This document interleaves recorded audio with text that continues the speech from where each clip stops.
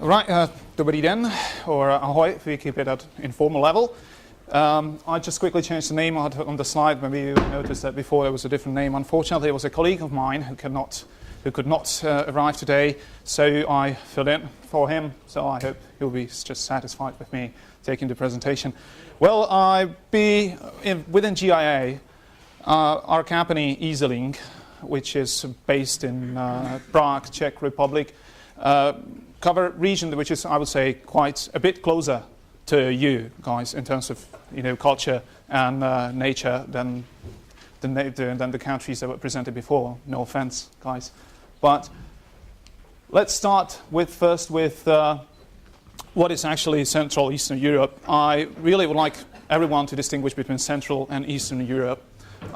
We don't usually have this kind of problem with inhabitants of countries from the central or Eastern Europe, but especially people from overseas. They keep saying that, for example, Czech Republic, Poland, Hungary is Eastern Europe. It is not. It is Central Europe. And actually, if you stick to this line, you get quite a credit when dealing with Czechs, Polish, or Poles, or for example, Slovaks.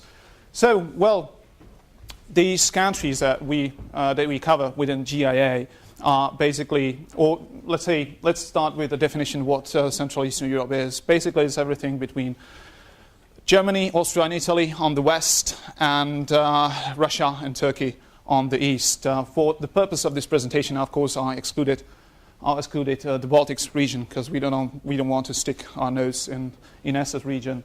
But as you can see, these 17 countries, excluding Baltic regions, they represent about 180 million people, which is about 40% of Western Europe, the size of 40% of Western Europe, and about 2 million kilometers, so 50% of Western Europe. They could be, of course, further divided, maybe not only between Eastern and Central, but also the Balkans.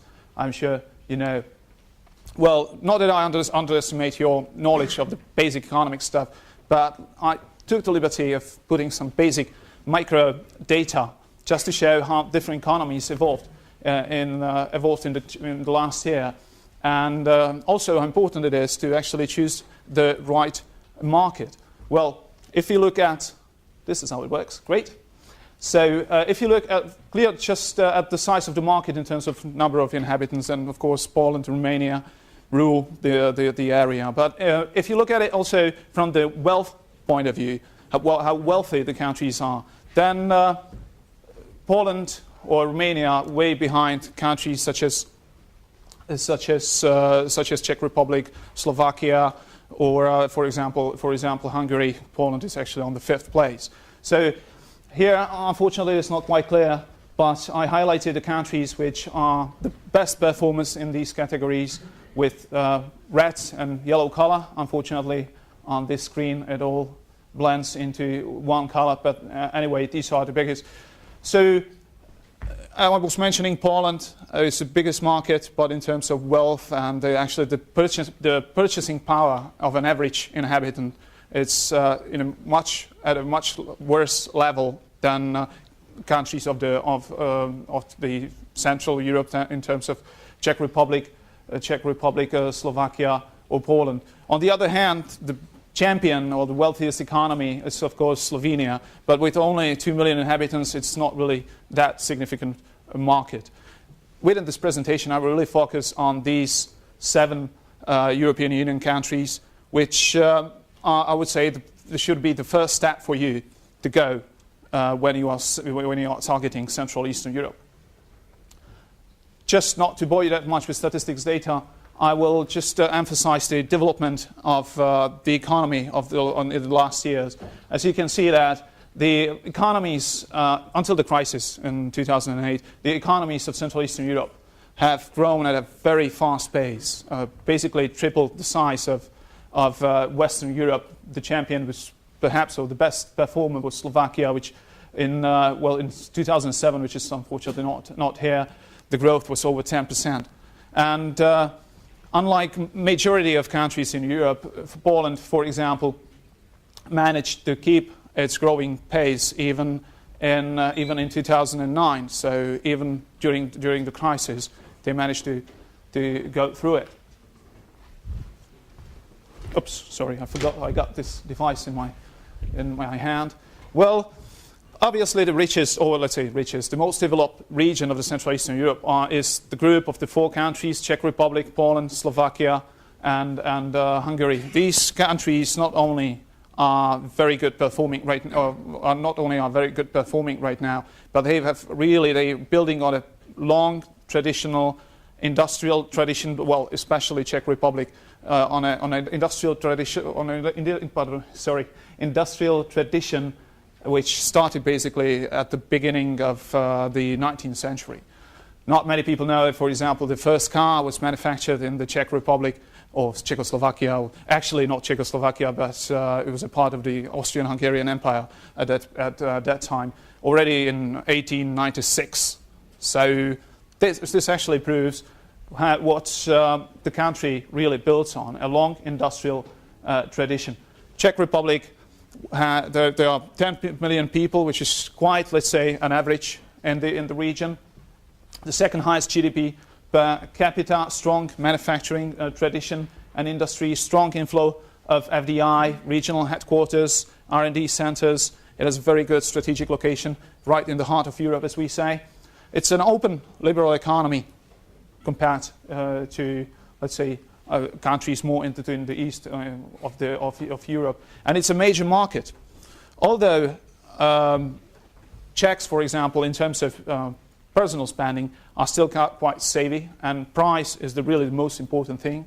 In the last couple of years, every year there were features in food magazines, where food critics were going crazy, like about Czechs, or they were going nuts about Czechs not hesitating to borrow money to buy a 42-inch plasma TV, or to buy a trip to, I don't know, Indonesia. They even borrowed money just to take the trip, and they pay that in installments for the next 2 years.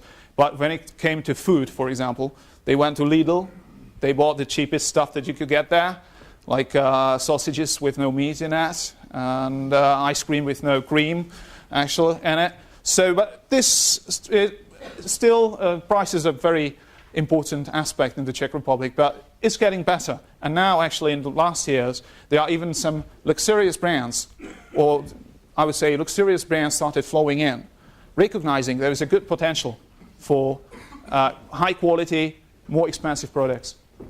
As for major industries, there's of course automotive, electronics, and electrical engineering, especially automotive. We are competing with Slovakia, who is currently the biggest producer of cars per capita. Last year it was Slovakia, now it is the Czech Republic. Maybe next year it might be Slovakia again, but probably not. Even during the crisis, the number of cars manufactured in the Czech Republic was growing, even in 2008, 2009. So the growth actually never stopped. As for Poland, it's the biggest economy, of course. Nearly 40 million people, so probably one of the main targets that you look at. Poland has undergone a very significant development in the last years. From a country that 18 years ago had 30% of people actually working in agriculture, it turned into a quite industrial country with a lot of foreign brands investing we cannot say all around Poland, because there are certain areas that are well developed where there's a lot of FDIs coming through, like the area around Warsaw, Katowice, Krakow. But then, on the other hand, there are regions like Southeast, which is really underdeveloped, and especially due to not that good infrastructure. I mean, everyone who ever drove on a highway in Poland could confirm that, if he managed to find some, usually. And despite the fact that it is the biggest market in terms of GDP, it is only the fourth biggest or wealthiest country within the Central Eastern Europe in terms of GDP per capita. So smaller countries actually, like Czech Republic, Slovakia, Slovenia, they are doing better. And actually, in terms of PPC, so purchasing parity, Czech Republic, for example, already overtook Portugal in GDP per capita and is coming closer to Greece, which should not take long, I believe, taking into account a recent development. As for the major industries, it's again electronics, automotive, different kind of automotive companies, buses, personal cars or passenger cars, some metal processing, food and beverages, and so on.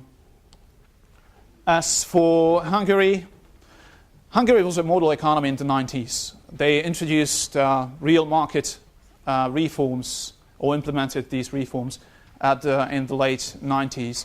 So everyone was really praising Hungary for how they did.